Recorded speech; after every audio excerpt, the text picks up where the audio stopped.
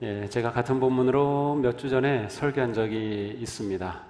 그래서 아마 내용이 조금 겹치는 부분도 있겠지만 오늘부터 새로운 설교 시리즈가 시작이 됩니다. 이번 설교 시리즈의 제목은 전체 주제는 서로 사랑입니다.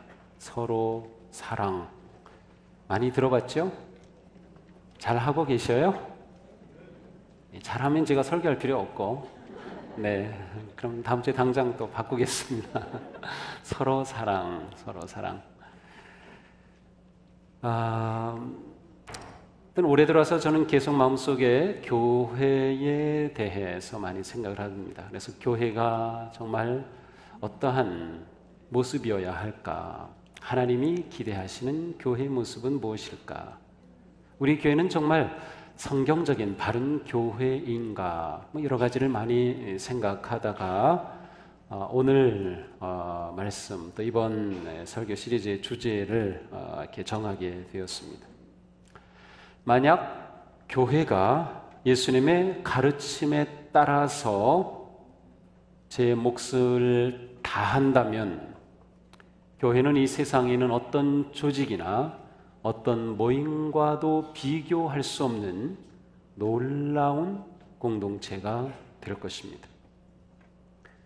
교회가 제 역량을 제대로 발휘한다고 하면 어떤 모습이 일어날지는 우리의 상상을 초월할 것입니다.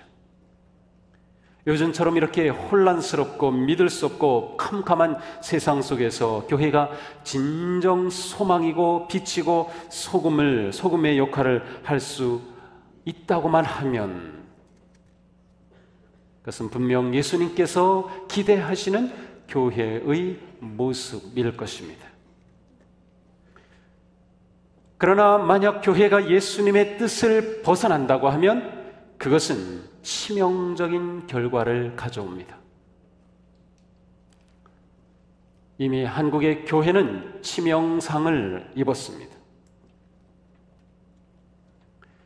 교회를 돌이켜볼 때 하나님이 설계하신 교회의 모습에서 많이 벗어나 있다고 하는 느낌을 가지게 됩니다.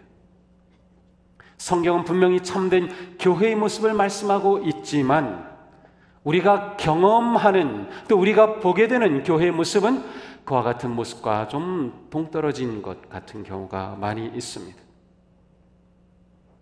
교회는 예수 그리스도의 몸으로 비유되곤 합니다. 교회가 곧 예수 그리스도의 몸입니다. 교회가 이곳에 서 있다고 하는 것은 이 세상을 향해 그리스도로 서 있는 것입니다. 그러니까 세상은 교회를 보면서 그리스도를 보게 되어 있습니다. 세상은 교회를 통해 그리스도를 알게 되어 있습니다. 세상은 교회를 통해 그리스도의 복음을 만날 수 있게 되어 있습니다. 교회는 그리스도의 몸이기 때문입니다. 이것은 참으로 놀라운 일입니다. 왜냐하면 예수님은 놀라운 구원의 생명의 역사를 시작하셨습니다. 그래서 그 놀라운 구원의 생명의 역사가 교회를 통하여서 완성되기를, 이루어지기를 원하셨고 그것이 예수님의 계획이셨습니다. 교회는 우연히 생겨난 것이 아닙니다. 어떻게 예수님이 전도하시다 보니까 교회가 생겨난 것이 아니라 처음부터 교회를 계획하시고 설계하셨습니다. 예수님은 교회를 통하여 하나님의 놀라운 뜻을, 예수 그리스도께서 이 땅에 오신 그 목적을 완수하기를 원하셨던 것입니다. 그래서 예수님은 제자들을 부르셨고 그들을 훈련하셨고 그들을 세우시고 파송하셨습니다. 그때 예수님은 말씀하셨죠. 나는 하늘과 땅의 모든 권세를 받았다. 그러므로 내가 너희에게 이 권세로 말하고 너희에게 이 권세와 함께한다. 너희는 가서 모든 민족을 제자로 삼아라. 아버지와 아들과 성령의 이름으로 세례를 주어라. 내가 너에게 명한 모든 것을 그들에게 지켜서 가르쳐서 지키게 하여라. 예수님은 분명히 예수님을 따르는 사람들에게, 제자들에게 교회로서의 사명을 맡기셨습니다. 예수님은 이 땅에 오셔서 3년간 공생애의 삶을 사셨습니다.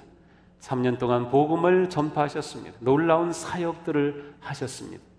그러나 그 3년간 예수님은 예루살렘, 유대와 갈릴리 밖을 떠나본 적이 없습니다. 기껏해야 인천 조금 넓으면 서울까지 그냥 평생을 그 안에서 계셨어요. 그러면서 복음을 선포하시고 가르치셨습니다. 예수님께서 복음을 전하실 때 엄청난 무리들이 모였어요. 모인 사람들이 배고플 때 떡 5덩이로 물고기 2마리로 배불리 먹이신 기적도 있어요. 아마 그날 그 사건의 기사를 보면 적어도 거기에 모였던 사람은 2만 명은 넘을 것 같아요. 그러나 요한복음에서 보면 그 사람들이 예수님을 다 따르지 않았어요. 예수님의 말씀을 듣더니 도대체 이렇게 어려워서 누가 따르겠는가 다 흩어지고 말았어요. 예수님께서 부활하시고 승천하실 때 예수님을 따르던 자들은 고작 120명 정도였습니다. 그런데 예수님은 그 120명에게 모든 것을 맡겼어요. 그들이 성령 강림의 놀라운 체험을 하고 성령이 뜨거운 역사 가운데 예수 그리스도의 증인으로 살아가기 시작하면서 그 120명은 예수 그리스도의 이 땅에 오신 그 사명 완수의 책임을 가지고 교회로 세워졌던 것입니다. 그리고 그 사명은 지금 우리에게까지 계속해서 이어지고 있습니다.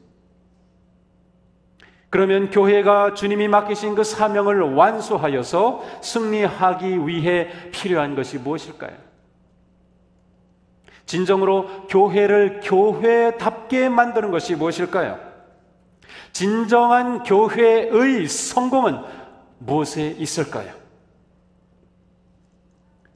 엄청난 재력을 가지는 것, 놀라운 기술을 가지는 것, 아주 뛰어나게 조직되어 있는 것, 감동적인 설교를 하는 것, 웅장한 건물을 가지고 있는 것, 최신의 음향시설을 갖춘 것, 최고의 찬양과 연주를 하는 것, 창의적인 프로그램, 양육 프로그램이 많아서 모든 사람이 그것으로 성장하는 것, 이런 것 중요하지만 이것이 교회의 본질은 아닙니다. 이것이 교회의 핵심은 아닙니다. 이것 때문에 교회가 되는 것은 아닙니다. 예수님이 설계하신 교회의 기초, 그것은 무엇일까? 그것은 곧 사랑입니다. 우리는 사랑과 교회를 잘 연결시키지 못합니다. 교회 하면은 모이고 무엇인가를 하고 하는 그런 것들을 자꾸 떠올리는데 교회의 가장 핵심은 사랑이라고 하는 것입니다. 다른 말로 표현하면 그리스도의 몸인 교회의 DNA는 바로 사랑입니다.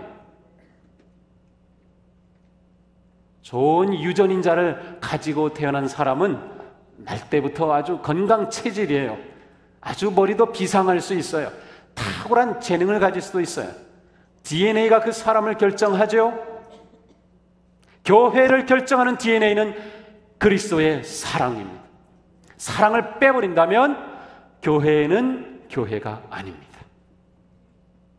거기에 아무리 엄청난 뭐가 있다 하더라도 교회라고 할 수 없는 거예요. 그리스도의 DNA가 없이 어떻게 그리스도의 몸이 될 수 있겠습니까? 예수님은 사랑을 DNA로 교회에 심어 놓으신 것입니다. 사랑은 교회의 존재 이유이고 존재 목적인 것이죠. 예수님은 제자들에게 말씀하십니다.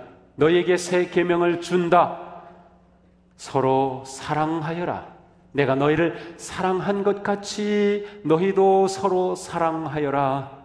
너희가 서로 사랑하면 이로써 모든 사람이 너희가 내 제자인 것을 알 것이다. 놀랍지 않습니까? 세상은 주님을 따르는 자들이 서로 사랑할 때 저 사람들이 그리스도인이구나, 저 사람들이 예수를 따르는 자들이구나 라고 하는 것을 안다는 것입니다. 잘 생각해 보세요. 우리가 세상에 나가서 무슨 일을 하고 뭐 할 때 야, 저 사람들 그리스도인이다 라고 하는 게 아니라 우리가 사랑하는 삶을 살 때 그것을 보고 그리스도인으로 인정받는다는 거예요. 우리가 이 핵심을 놓치면 아무것도 아닌 것에 목숨을 건 모습이 될 수밖에 없습니다. 예수님은 사랑으로 이 땅에 오셨으며 사랑의 본체이셨으며 사랑의 근원이 되시며 그리고 그 사랑을 교회에 심어 놓으셨습니다. 사도 바울은 에베소 교회에 편지하면서 예수 그리스도로 말미암아 당시 사회를 지배하던 모든 차별과 불의는 사라졌다고 선언하고 있습니다. 예수님의 복음 안에서 유대인과 이방인의 차별이 사라졌습니다. 남자와 여자의 차별이 사라졌습니다. 시민과 외국인의 차별이 사라졌습니다. 노예와 자유인의 차별이 사라졌습니다. 이것이 예수 그리스도의 사랑이 교회를 통하여 이루어낸 모습들입니다.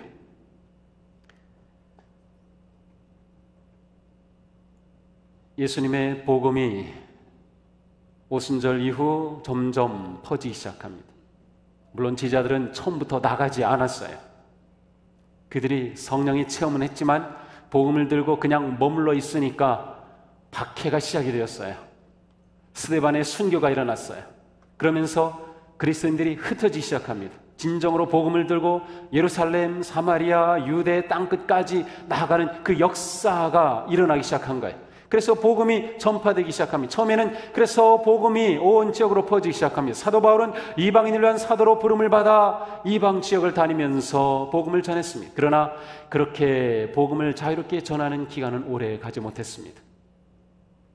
로마 황제가 박해를 하기 시작하면서 로마의 주는 오직 시저 하나다. 그 누구도 주라고 고백할 수 없다. 그러나 예수님을 주로 고백하는 그리스도인들은 박해에 직면합니다. 그 박해는 엄청난 참혹한 박해였습니다. 그 박해로 수많은 순교자들이 나옵니다. 로마 시대 보니까 약 300년 로마 시대 동안에 콜로세움을 세우고 그 자리에서 300년간 약 70만 명이 죽었습니다. 70만 명이 사자밥이 되었고 70만 명이 피를 흘린 거죠. 그런데 교회는 죽었나요? 더 강력하게 살았어요. 박해가 시작된 다음부터 교회가 죽은 것이 아니라 오히려 강력하게 일어났어요. 박해하기 때문에 나가서 복음을 전도하지 못했어요. 그러나 복음은 전파되었어요. 그 시대 동안 교회는 해마다 40%씩 성장합니다. 어떻게? 서로 사랑하는 삶을 통해. 세상이 놀라는 것입니다. 그리스도인들이 모인다. 습격해서 잡았어요. 잡고 보니까 그들이 살아가는 삶이 너무나도 놀라워요. 이렇게 사랑하며 살 수 있을까? 이렇게 서로를 돌볼 수 있을까? 이렇게 서로를 향해 목숨까지 바칠 수 있을까? 그들을 잡아가고 박해하고 죽이면서도 그들은 감동을 받는 겁니다. 그리스도인들의 삶의 모습에 감동을 받는 거예요. 그래서 목숨을 걸고 예수 믿는 사람이 늘어나는 겁니다. 서로 사랑보다 더 강력한 전도는 없어요. 우리가 이걸 놓치고 있는 겁니다.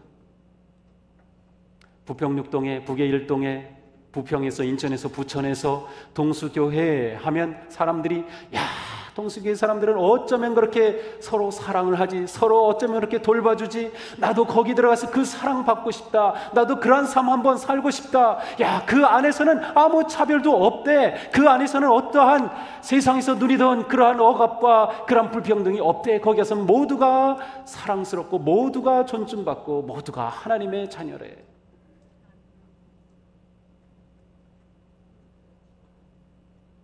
우리 교회가 그런가요?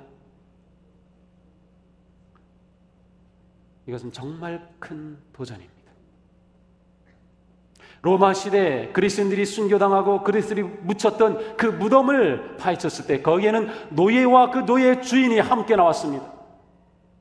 세상에서는 주인이었고 그리고 노예가 있었지만 교회 안에 와서 그들은 똑같았습니다. 그들은 서로 입맞췄습니다. 그들은 서로 형제였고 서로 자매였습니다. 세상에 그 어떠한 차별도 교회 안에는 존재하지 않았습니다. 그러니 그 강력한 사랑의 공동체가 로마 제국까지 점령할 수 있었던 거예요. 우리나라 초기의 복음의 역사도 마찬가지입니다. 서울에 있는 승동교회 같은 경우 그 교회 장로님으로 백정이 들어와서 장로님으로 세워지는 거예요.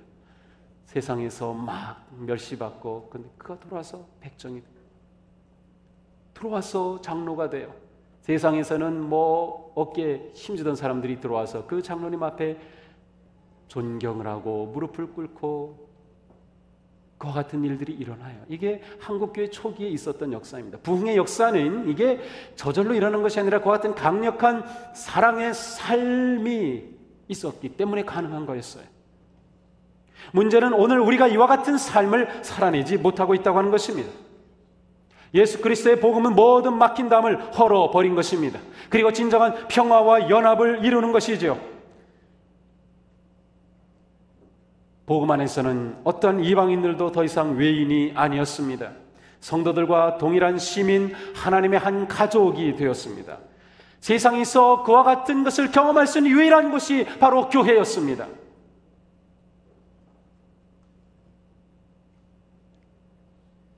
사도 바울은 분명히 선언합니다. 누구든지 그리스도 안에 있으면 그는 새로운 피조물입니다. 옛것은 지나갔습니다. 보십시오, 새로운 피조물이 되었습니다. New being, 새로운 존재가 되었다는 것입니다.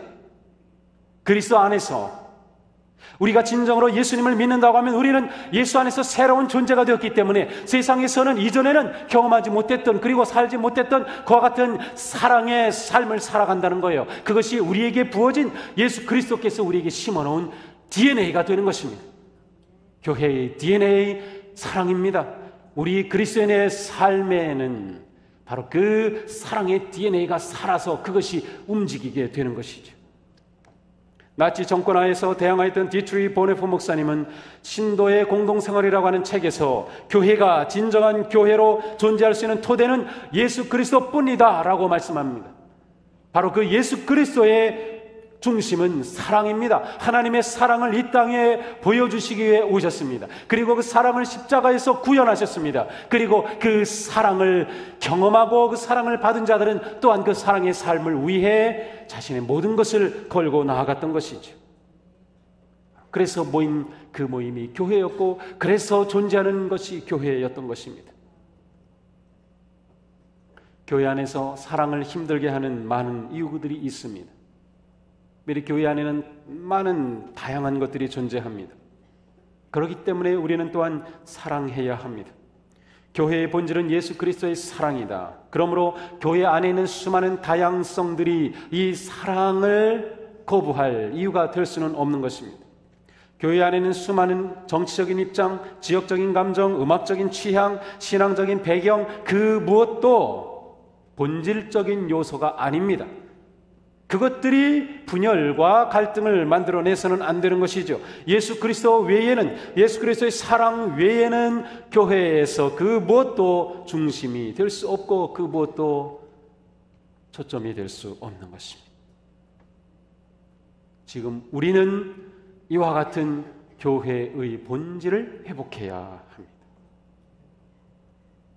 그래서 우리는 이 사랑을 어떻게 살아낼까를 고민해야 합니다.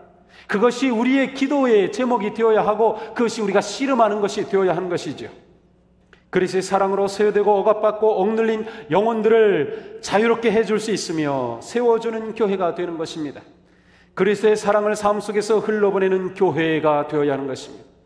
우리 사회는 너무도 찢어지고 분열되고 절망의 늪에 빠져 있습니다. 과연 이러한 사회 속에서 지금이야말로 교회가 세상의 소망이 되어야 될 그러한 기회인 것인데 교회에 기대하는 사람이 없다고 하면 이것은 우리가 문제인 것입니다.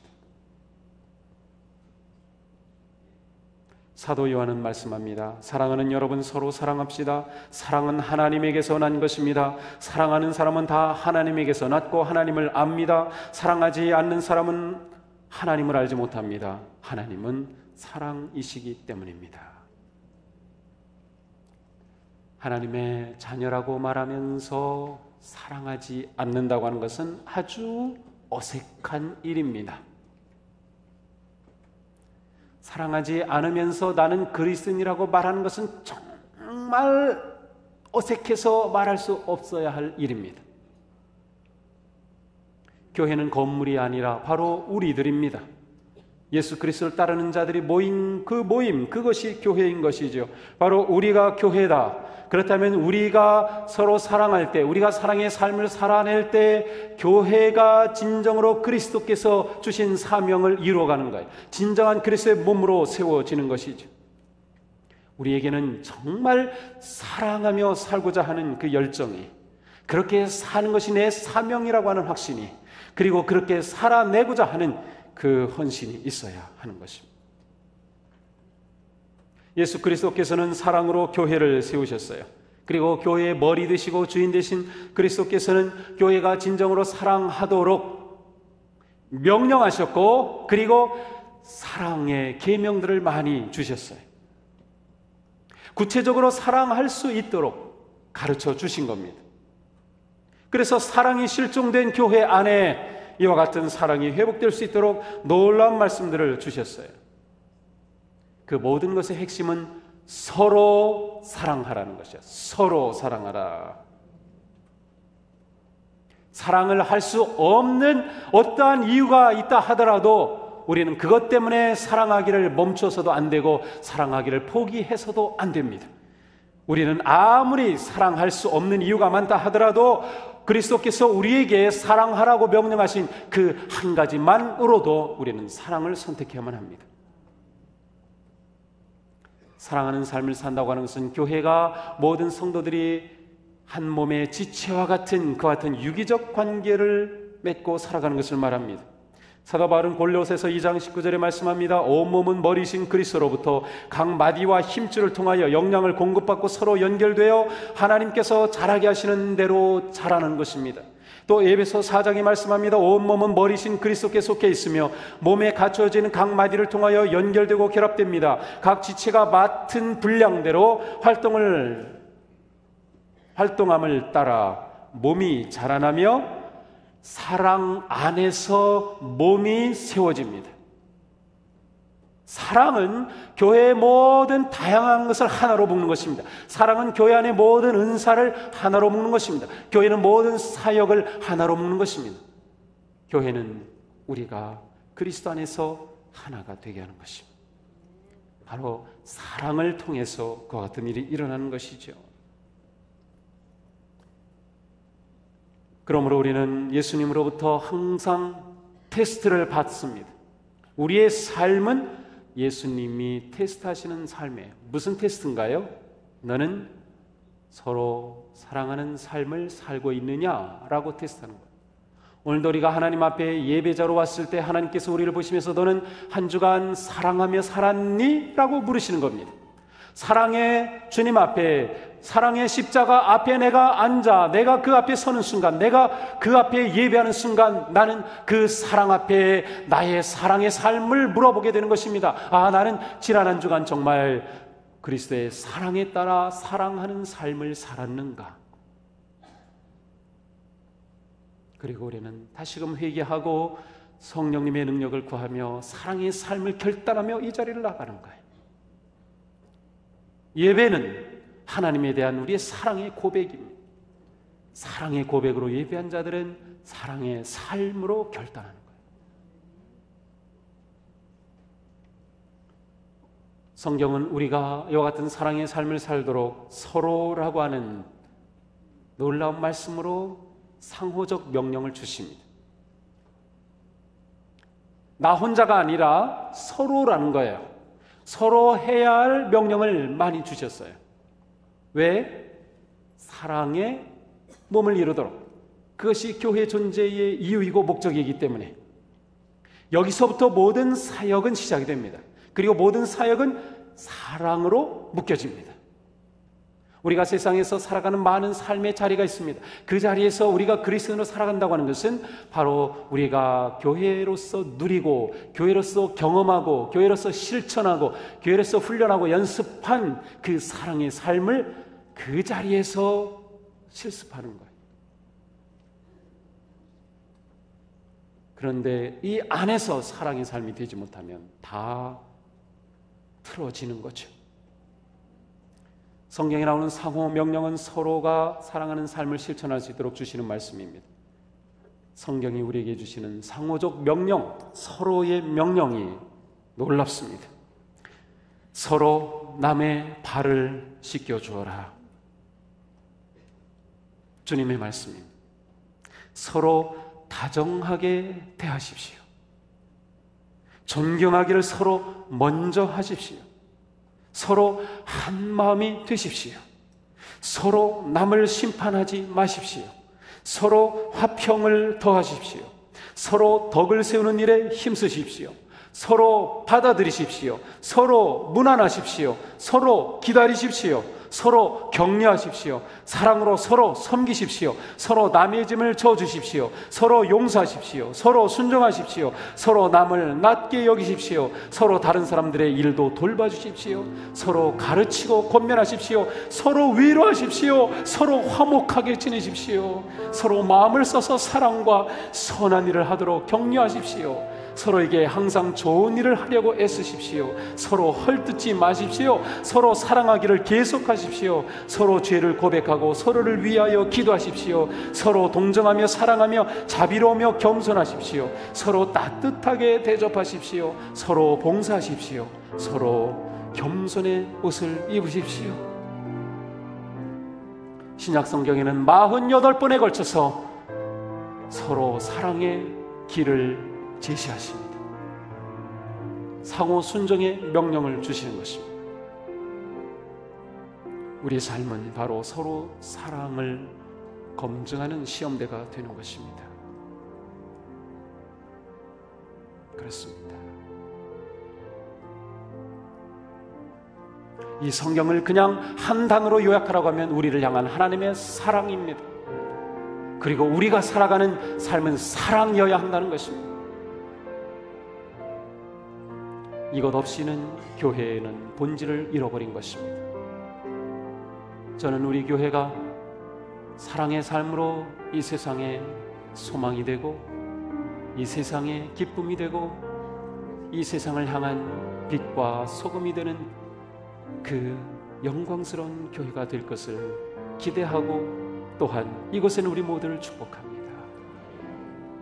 사랑하는 삶, 이것은 결코 작은 일이 아닙니다. 이것이 우리의 사명이며 이것이 우리가 존재하는 이유가 되는 것입니다. 주님의 귀한 말씀을 여러분의 마음에 새기시기 바랍니다. 서로 사랑하여라. 내가 너희를 사랑한 것 같이 너희도 서로 사랑하여라. 기도하겠습니다.